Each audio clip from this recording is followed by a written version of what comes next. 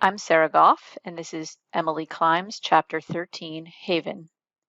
When you have fallen asleep listening to the hymns of the gods, it is something of an anticlimax to be awakened by an ignominious tumble from a haystack.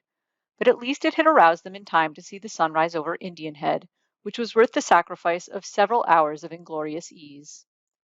Besides, I might never have known what an exquisite thing a spider's web beaded with dew is, said Emily. Look at it, swung between those two tall, plumy grasses.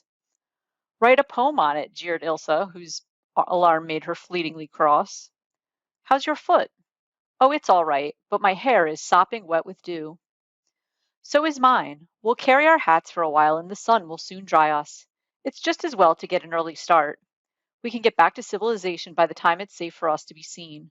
Only we'll have to breakfast on the crackers in my bag.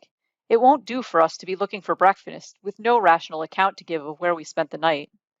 Ilse, swear you'll never mention this escapade to a living soul. It's been beautiful, but it will remain beautiful just as long as only we two know of it. Remember the result of your telling about our moonlit bath. People have such beastly minds, grumbled Ilse, sliding down the stack. Oh, look at Indian Head. I could be a sun worshipper this very moment. Indian Head was a flaming mount of splendor. The far-off hills turned beautifully purple against the radiant sky. Even the bare, ugly, hardscrabble road was transfigured and luminous in hazes of silver. The fields and woods were very lovely in the faint pearly luster. The world is always young again for just a few moments at the dawn, murmured Emily. Then she pulled out her Jimmy book out of her bag and wrote the sentence down. They had the usual experiences of canvassers the world over that day. Some people refused to subscribe ungraciously. Some subscribed graciously. Some refused to subscribe so pleasantly that they left an agreeable impression. Some consented to subscribe so unpleasantly that Emily wished they had refused. But on the whole they enjoyed the forenoon, especially when an excellent early dinner in a hospitable farmhouse on the western road filled up the aching void left by a few crackers and a night on a haystack. Suppose you didn't come across any stray children today? Asked their host. No, have any been lost? Little Alan Bradshaw, Will Bradshaw's son, downriver at Malvern Point, has been missing ever since Tuesday morning. He walked out of the house that morning, singing, and hasn't been seen or heard of since. Emily and Ilse exchanged shocked glances. How old was he? Just 7 and an only child. They say his poor ma is plumb distracted. All the Malvern Point men have been searching for him for 2 days, and not a trace of him can they discover. What can have happened to him? Said Emily, pale with horror. It's a mystery. Some think he fell off the wharf at the point. It was only about a quarter of a mile from the house, and he used to like sitting there and watching the boats. But nobody saw anything of him round the wharf or the bridge that morning. There's a lot of marshland west of the Bradshaw farm, full of bogs and pools. Some think he must have wandered there and got lost and perished. You remember Tuesday night was terrible cold. That's where his mother thinks he is, and if you ask me, she's right. If he'd been anywhere else, he'd have been found by the searching parties. They've combed the country. The story haunted Emily all the rest of the day, and she walked under its shadow. Anything like that always took almost a morbid hold on her. She could not bear the thought of the poor mother at Malvern Point. And the little lad, where was he? Where had he been the previous night when she had lain in the ecstasy of wild free hours? That night had not been cold, but Wednesday night had, and she shuddered as she recalled Tuesday night, when a bitter autumnal windstorm had raged till dawn, with showers of hail and stinging rain. Had he been out in that, the poor lost baby? Oh, I can't bear it, she moaned. It's dreadful, agreed Ilse, looking rather sick, but we can't do anything. There's no use in thinking of it. Oh, suddenly Ilse stamped her foot. I believe father used to be right when he didn't believe in God. Such a hideous thing as this. How could it happen if there is a God? A decent God, anyway. God hadn't anything to do with this, said Emily. You know the power that made last night couldn't have brought about this monstrous thing. Well, he didn't prevent it, retorted Ilse, who was suffering so keenly that she wanted to arraign the universe at the bar of her pain. Little Alan Bradshaw may be found yet. He must be, exclaimed Emily. He won't be found alive, stormed Ilse. No, don't talk to me about God. And don't talk to me of this. I've got to forget it. I'll go crazy if I don't. Ilse put the matter out of her mind with another stamp of her foot, and Emily tried to. She could not quite succeed, but she forced herself to concentrate superficially on the business of the day, though she knew the horror lurked in the back of her consciousness. Only once did she really forget it, when they came around a point on the Malvern River Road and saw a little house built in the cup of a tiny bay, with a steep grassy hill rising behind it. Scattered over the hill were solitary, beautifully shaped young fir trees, like little green elongated pyramids. No other house was in sight. All about it was a lovely autumnal solitude of gray, swift-running, windy river and red, spruce-fringed points. "That house belongs to me," said Emily. Ilse stared. "To you?" "Yes, of course. I don't own it. But haven't you sometimes seen houses that you knew belonged to you no matter who owned them?" No, Ilse hadn't. She hadn't the least idea what Emily meant. "I know who owns that house," she said. "It's Mr. Scobie of Kingsport. He built it for a summer cottage. I heard Aunt Nett talking of it the last time I was in Wiltney. It was finished a few weeks ago. It's a pretty little house, but too small for me. I like a big house. I don't want to feel cramped and crowded, especially in summer." "It's hard for a big house to have any personality," said Emily thoughtfully. "But little houses almost always have. That house is full of it. There isn't a line or corner that isn't eloquent, and those casement windows are lovable, especially that little one high up under the eaves over the front door. It's absolutely smiling at me. Look at it glowing like a jewel in the sunshine out of the dark shingle setting. The little house is greeting us. You dear friendly thing, I love you. I understand you.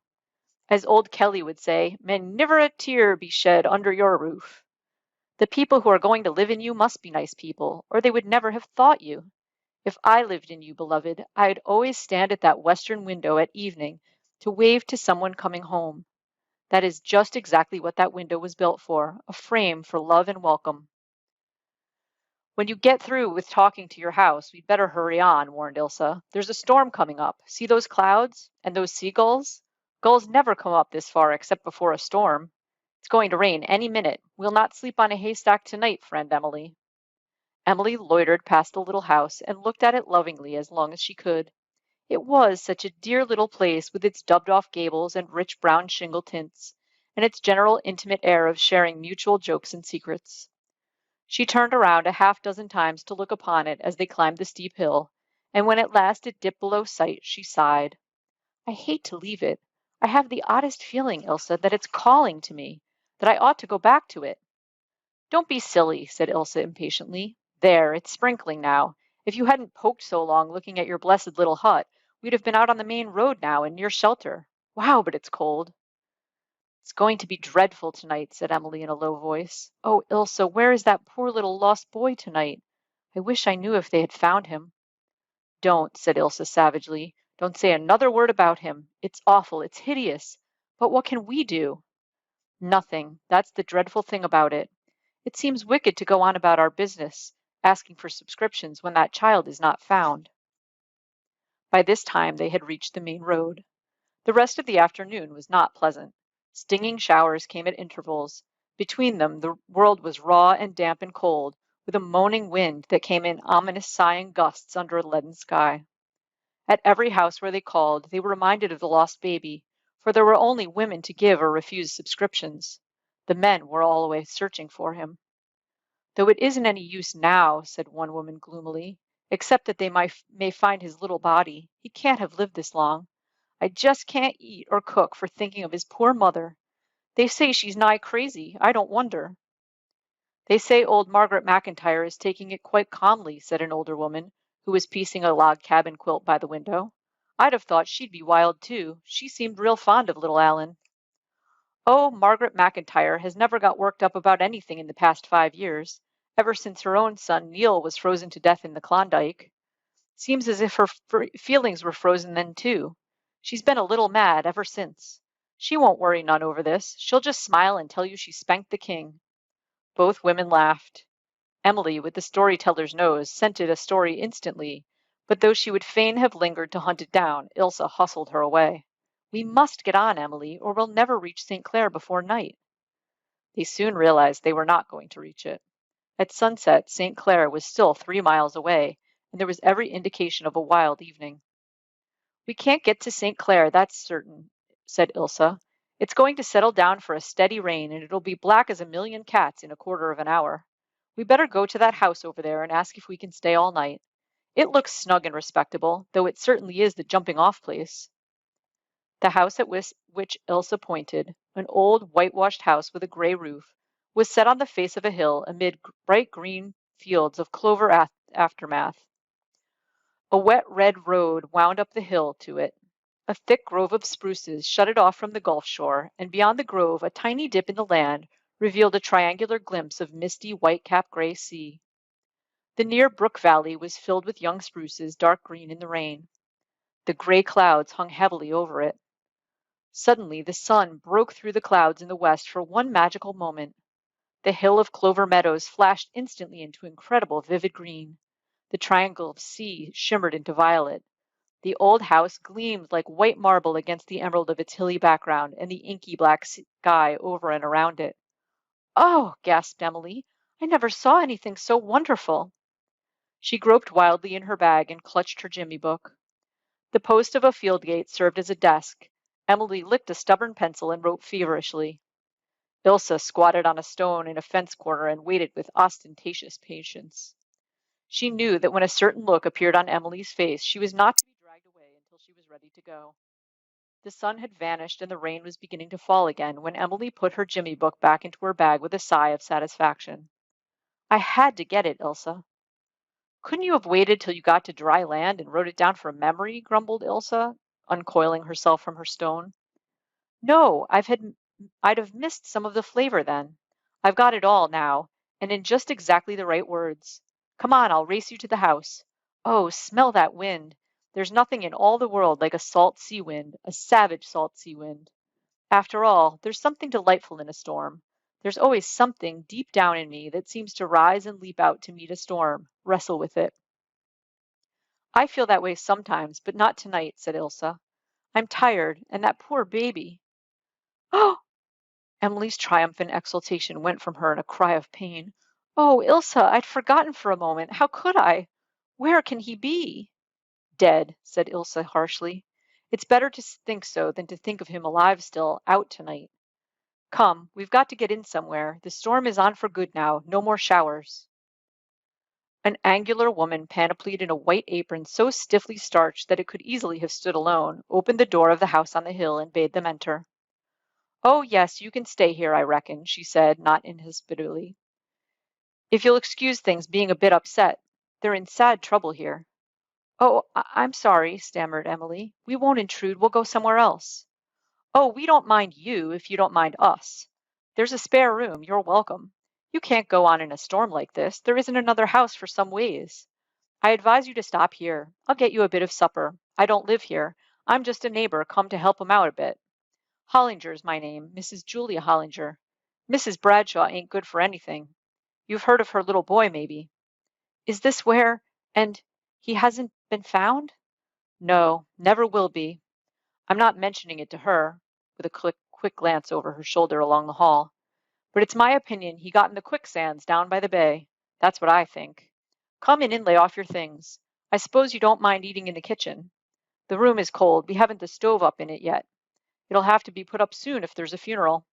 I suppose there won't be if he's in the quicksand. You can't have a funeral without a body, can you?" All this was very gruesome.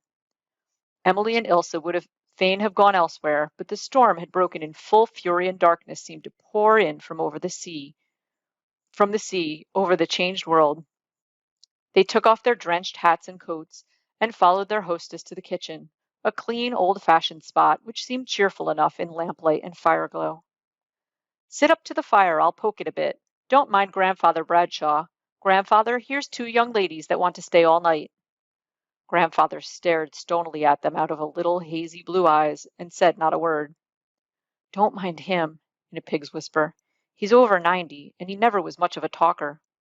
Clara, Mrs. Bradshaw, is in there," nodding toward the door of what seemed a small bedroom off the kitchen. "Her brother's with her, Dr. McIntyre from Charlottetown. We sent for him yesterday. He's the only one that can do anything with her. She's been walking the floor all day, but we've got her persuaded to lie down a bit. Her husband's out looking for little Alan." "A child can't be lost in the 19th century," said Grandfather Bradshaw, with a uncanny suddenness and positiveness. There, there now, grandfather. I advise you not to get worked up. And this is the 20th century now. He's still living back there. His memory stopped a few years ago. What might your names be? Burnley? Starr from Blairwater?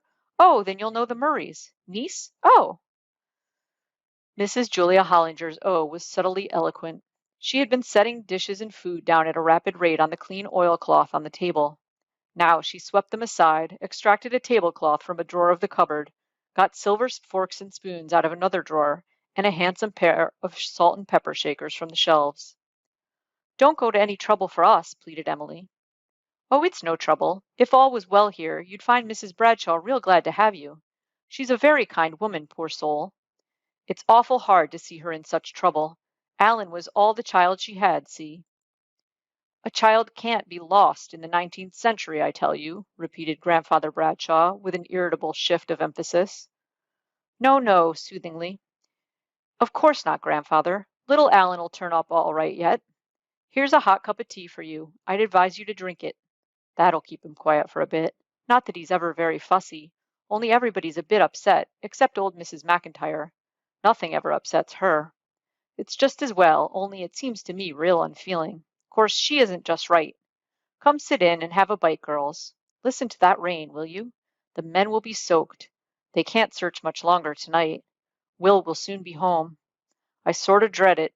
Clara'll go wild again when he comes home without little Allen. We had a terrible time with her last night, poor thing." "A child can't be lost in the 19th century," said Grandfather Bradshaw, and choked over his hot drink in his indignation. "No, nor in the 20th neither," said Mrs. Hollinger, patting him on the back. "I advise you to go to bed, Grandfather. You're tired." "I am not tired, and I will go to bed when I choose, Julia Hollinger." "Oh, very well, Grandfather. I advise you not to get worked up. I think I'll take a cup of tea in to Clara. Perhaps she'll take it now.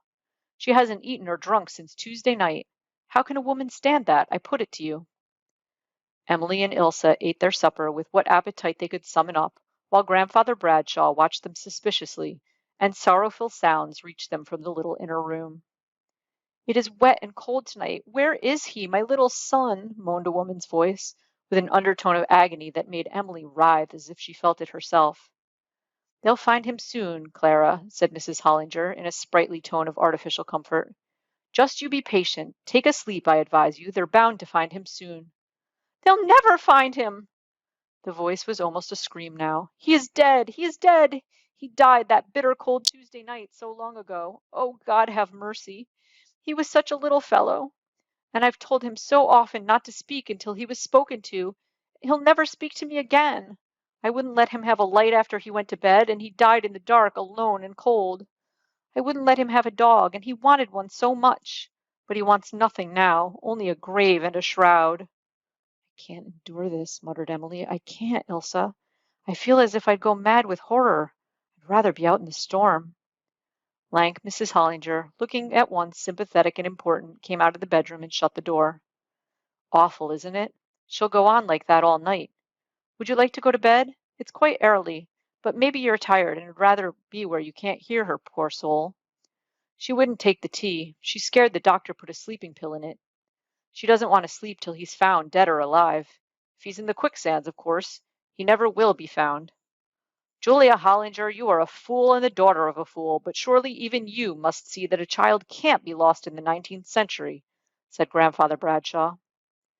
"Well, if it was anybody but you called me a fool, Grandfather, I'd be mad," said Mrs. Hollinger, a trifle tartly. She lighted a lamp and took the girls upstairs. "I hope you'll sleep.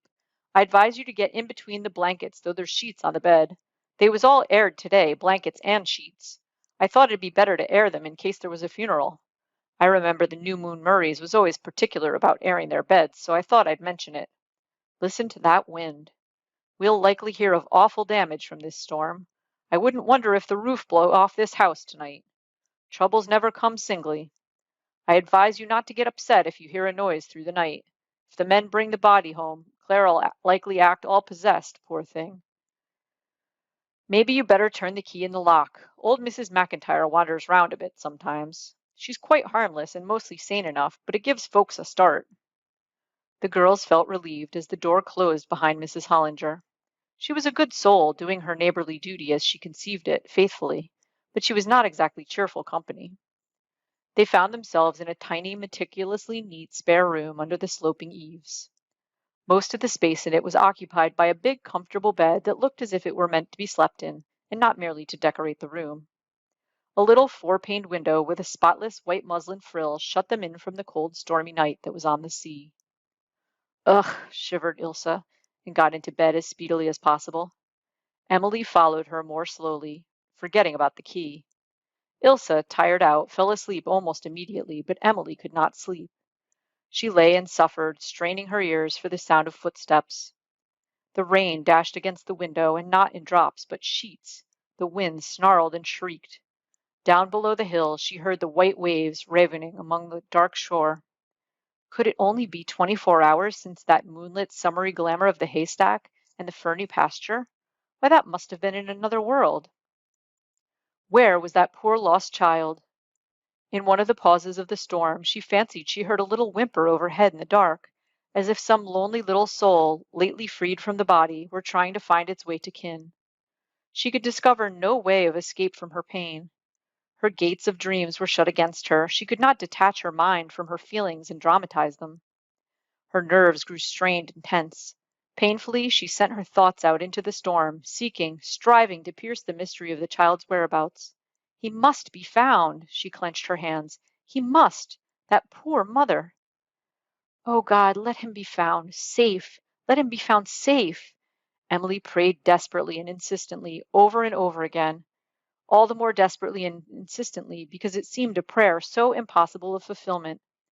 But she reiterated it to bar out of her mind terrible pictures of swamp and quicksand and river, until at last she was so weary that mental torture could no longer keep her awake, and she fell into a troubled slumber while the storm roared on and the baffled searchers finally gave up their vain quest.